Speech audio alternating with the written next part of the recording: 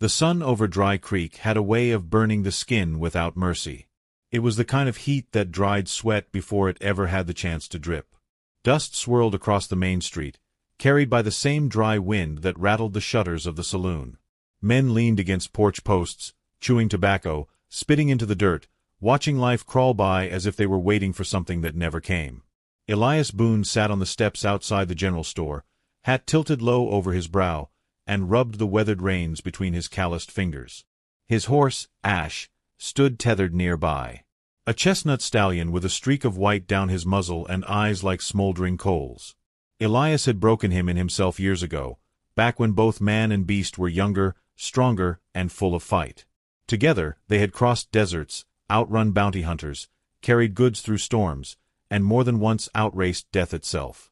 But today, Elias knew he couldn't keep him. Ash stomped his hooves against the planks, impatient, as if he sensed what was coming. Elias spat into the dust, the sour taste of guilt filling his mouth. "Don't look at me like that," he muttered, though the horse didn't so much as blink. Inside the store, old Mr. Calhoun was counting coins into a greasy handkerchief. He was the kind of man who never looked anyone in the eye, but always knew exactly how much they were worth.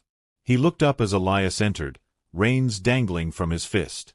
"You're sellin'?" Calhoun said flatly, as though the idea wasn't even worth surprise. "Don't got a choice," Elias said. "Need the money. Times bein' what they are." Calhoun's eyes flicked toward the stallion outside. He squinted through the window. "Fine animal. Worth a lot more than what I'll give you. But you already know that." Elias did know it. But he also knew the sack of coins Calhoun would give was the only thing standing between him and going hungry. He'd been living lean for months, jobs drying up as the railroad pushed honest men further into the margins. His ranch had gone to dust, his cattle long sold. Ash was the last thing tying him to the life he used to have. Calhoun named a number.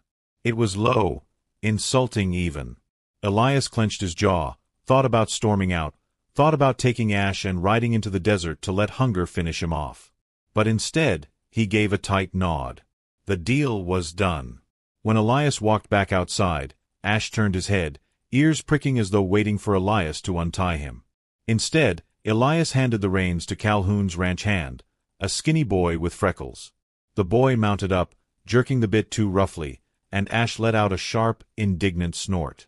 Elias turned away before he could watch them disappear down the road. That night, Elias drank. He sat at the bar in Dugan's saloon, the place smelling of stale beer and wood smoke, and he nursed a bottle of rye until the fire in his gut drowned out the ache in his chest. He told himself it was just a horse. Just an animal. But Ash had been more than that. Ash had been his partner when nobody else gave a damn whether he lived or died. By the time Elias stumbled back to his rented shack on the edge of town, the stars were already paling. 3 days passed. Elias tried to forget, but every time he walked past the hitching posts and saw other men's horses, the hollow in his chest yawned wider. On the 4th evening, as Elias trudged back from hauling lumber for a few meager coins, he froze. There, at the edge of town, a rider approached. The figure was small, delicate even, but rode with a sharp grace that made Elias squint. A girl. Long black hair streamed behind her, caught in the wind. She was dressed in buckskin, beads flashing in the dying light. And beneath her, Elias's breath caught, was Ash. The stallion moved like lightning under her, muscles coiled, hooves kicking up dust. Elias could never mistake that gait. His fists clenched. When she drew closer, Elias saw her face. She wasn't older than 17, maybe 18. Her eyes were dark and piercing, and she carried herself with a pride that no small town could ever teach. A Cherokee girl. She reined in Ash right in front of him, pulling the stallion to a halt with a command Elias had never taught. Ash obeyed her instantly, as though he'd been waiting for her voice all along. Elias's mouth was dry. "That's my horse." The girl tilted her head, calm but unyielding. "No. This horse was stolen." The words cut sharper than a blade. Elias felt heat rise in his chest. "I broke him in. Raised him. Rode him for near 10 years. Don't tell me he's yours. She dismounted in one fluid motion, her moccasins touching the dust without a sound. She placed a hand on Ash's neck, and the stallion nuzzled her shoulder like a child reunited with its mother. My father raised this horse, she said, her voice steady, almost rehearsed. White men came. Took him when they burned our camp. That was years ago. He should never have been yours. Elias's jaw worked, words catching in his throat. He wanted to shout that she was wrong, that Ash was his and always had been. But the way Ash pressed against her, the way his ears flicked toward her voice, something inside Elias cracked. Still, anger fought its way through. If Calhoun sold him, he's mine no matter how you tell it. You think you can just ride in here and claim him? Not how the world works. Her eyes narrowed, fierce as embers. Your world, maybe. Not mine. She swung back into the saddle before Elias could stop her. Ash shifted beneath her like he belonged there, and Elias realized, painfully, that maybe he did. With a final glance that seemed to weigh and measure him, the girl turned Ash toward the open plains. Dust rose behind them as they vanished into the horizon. Elias stood there long after they were gone, fists trembling, his world upended. That night, Elias couldn't sleep. He kept seeing Ash's tail flicking against the sunset, kept hearing the girl's voice echoing in his ears. Stolen. The word gnawed at him. Had he been the thief all along, without knowing it? The whiskey on his nightstand called to him, but he didn't reach for it. Instead, he sat in the dark, thinking of the fire in her eyes. And the strange, sinking feeling that his story with Ash wasn't over. Because if fate had gone through the trouble of bringing the stallion back to him, only to take him away again in such a manner, then it wasn't done with Elias Boone yet. And something told him that girl wasn't either. Elias Boone hadn't felt purpose in a long time. The morning after the girl rode off with Ash, he woke before dawn, the sky still bruised purple, and stared at the empty hitching post outside his shack. The boards creaked in the wind, swaying like a mockery. He poured a splash of water over his face, grabbed his Winchester, and slung it across his back. His gut told him this wasn't over. He asked around town, though most folks shrugged. To them, it was just another passing rider. Nobody paid much attention to an Indian girl, not in Dry Creek where railroad men and cattle barons were the only ones who mattered. Except old Mrs. Winslow, who had watched from her porch as the girl thundered past. She rode north, the widow said, wringing her hands. Didn't stop. Didn't look back neither. North meant open country. Canyons and pine forests, then the long plains that stretched to the Cherokee lands. Elias saddled up a borrowed mule, slow, stubborn, nothing compared to Ash, and set off. For 2 days he rode, following faint tracks. Sometimes he wasn't sure if they were hers or just shadows in the dirt, but every so often he found the clear stamp of Ash's hooves, deep and powerful, too familiar to mistake.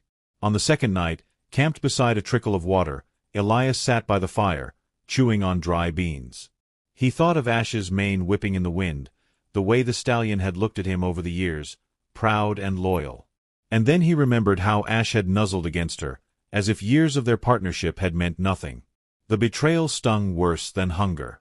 But deeper still was the gnawing doubt. Maybe she was telling the truth. Maybe Ash had belonged to her family before Elias ever laid hands on him. He tried to recall the man he'd bought the horse from, long ago. A trader in Santa Fe, heavy-set, bearded. Elias hadn't asked questions. He hadn't wanted to. He cursed himself, spat into the fire, and pulled his hat low. Sleep was uneasy. Twice, he dreamed of Ash running free, the girl always just out of reach, her laughter echoing through the pines. By the third day, the landscape changed. Towering rocks rose like jagged teeth, and pines crowded the ridges. The tracks led deeper into the canyons. Elias's mule balked, braying, as if warning him to turn back. He forced it onward. Late afternoon, he spotted smoke. A thin column rising between cliffs. He dismounted and moved quietly, rifle slung ready. From a ridge, he looked down. A small camp nestled in the clearing, 3 teepees, a ring of stones around the fire. Children played nearby, their laughter echoing off the rocks. Women tended pots, their movements sure and graceful. And there, tied to a post, flank shining in the sun, was Ash. Elias's heart clenched. The girl was there too, sitting cross-legged by the fire, speaking with an older man whose hair was streaked with gray. She looked different here, lighter somehow, as if the weight she'd carried in Dry Creek had vanished. Elias gritted his teeth. He should march down, demand his horse, demand answers. But something in the scene froze him. A family, whole and breathing. He hadn't seen that in years. He stayed hidden until dusk. Then he crept closer, shadows swallowing him. He slipped near the horses. Ash lifted his head, ears pricking, and let out a low whicker. Elias reached out, fingers brushing the stallion's muzzle. For a moment, Ash leaned into his hand, the old bond flaring alive. Then a voice cut the silence. "You should not be here."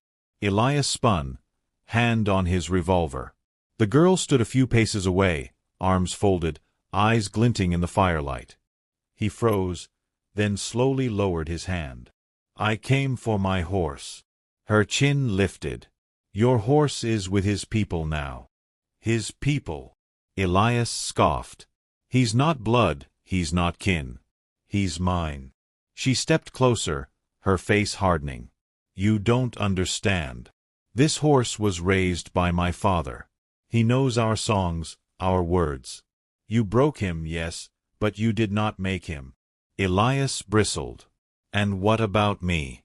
10 years I cared for him. Fed him when I barely had food myself. Rode him through storms that would have killed lesser stock. Don't tell me that means nothing." Her eyes flickered, just for a second, softening. But she masked it quickly. "Maybe it means something to you. But to him." She laid a hand on Ash's neck. The stallion whickered, pressing close. To him, it was waiting. Waiting to come home. The words dug into Elias like barbs. He wanted to argue, shout, pull Ash away and ride off into the night. Instead, he swallowed hard. "What's your name?" he asked. "Naomi," she said after a pause. "Daughter of Gray Elk." Elias nodded slowly. "Elias Boone." She studied him, unreadable. Then she said, "Come to the fire. My father will speak with you." Gray Elk was not a man easily measured. His presence filled the camp, not with size but with the weight of his gaze. His hair was long, streaked silver, his face lined like carved stone. When Elias approached, Gray Elk looked at him as if seeing into his marrow. "You came for the horse," Gray Elk said. "It wasn't a question." "I did," Elias answered. Gray Elk stirred the fire with a stick, sparks leaping skyward. "Long ago, men came from the towns. They burned our home. They took horses, children, food. Some we found again, some never.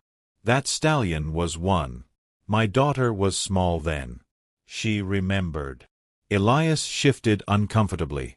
The truth lay bare, impossible to deny. "I didn't steal him. I bought him from a trader in Santa Fe. Paid good money." Gray Elk's eyes fixed on him. "And did you ask where he came from? Did you wonder why such a strong horse was sold for so little?" Elias swallowed. He had asked nothing. Silence stretched. Finally, Gray Elk said, "You cared for him. That we do not deny. But his blood belongs here. His spirit belongs here." Elias's fists clenched.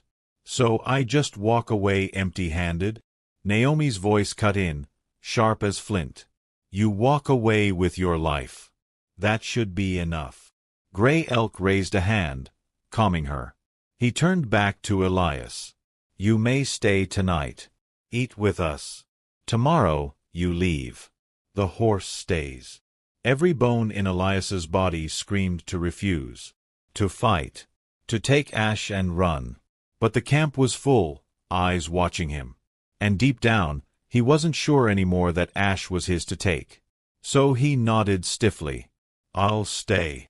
That night, Elias sat among them, eating venison stew. The children laughed, chasing one another through the firelight. Women sang low songs.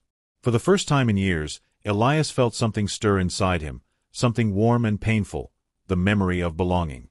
Naomi sat across the fire, her eyes flicking to him now and then. She didn't smile, but she didn't scowl either. Ash grazed nearby, occasionally lifting his head, ears flicking as though listening to the voices of home. Elias stared into the flames, torn in two. He had come for his horse. But something told him he was about to find much more, and lose far greater things than he ever expected. Elias Boone did not sleep well that night. The fire burned low, and though the Cherokee camp around him was quiet, every creak of branches and rustle of wind pulled his eyes open. He lay on a bed of pine needles, hat pulled over his face, one hand always resting near the revolver at his hip. But what kept him awake was not fear of knives in the dark. It was the steady sound of Ash's movements, the soft snorts, the scrape of hooves against the dirt. Every noise reminded Elias that his horse, his partner, his anchor through years of wandering, stood just out of reach, and perhaps no longer his. When dawn came, Elias was hollow-eyed, jaw tight. He rose and stretched, moving through camp stiffly. Children stared at him as if he were some strange animal. Naomi ignored him as she helped the women prepare corn cakes. Gray Elk gave him a single nod, a silent reminder, eat, then leave. Elias chewed in silence, watching Ash graze in the early light. But the stillness broke when a shout echoed down the canyon. Everyone turned. From the ridges came riders, half a dozen men, armed with rifles. Dust swirled around their horses as they descended into the clearing, faces hard with hunger and greed. Elias recognized two of them instantly, Calhoun's ranch hands. The men who had taken Ash when he'd been sold. "Look what we got here," one sneered, swinging down from his saddle.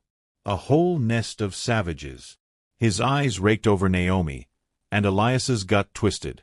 Gray Elk rose calmly, though his hand rested lightly on the hatchet at his side. "You are not welcome here." The lead rider spat. "Ain't about welcome. We came for the horse. Calhoun says that stallion was stolen." Elias stiffened. Calhoun must have seen Naomi riding Ash through town. The bastard had followed the trail. Naomi stepped forward, eyes burning. "The horse was ours before any of you touched him." The man laughed.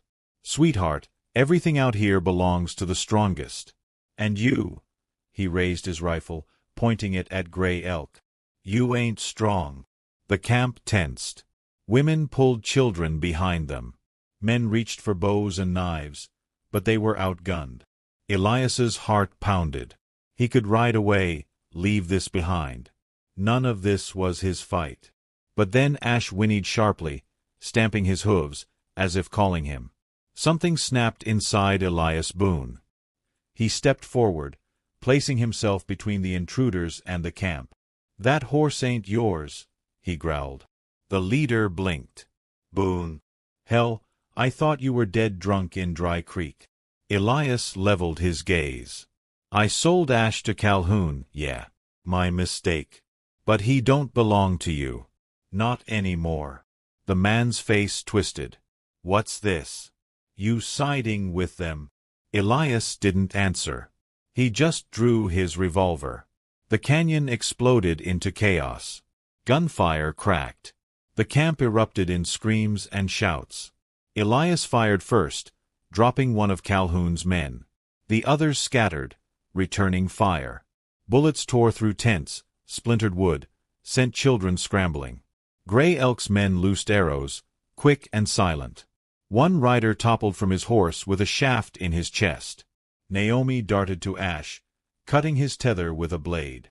She swung onto his back, bow already strung. Ash thundered across the clearing, dodging bullets, while Naomi loosed arrows with deadly precision.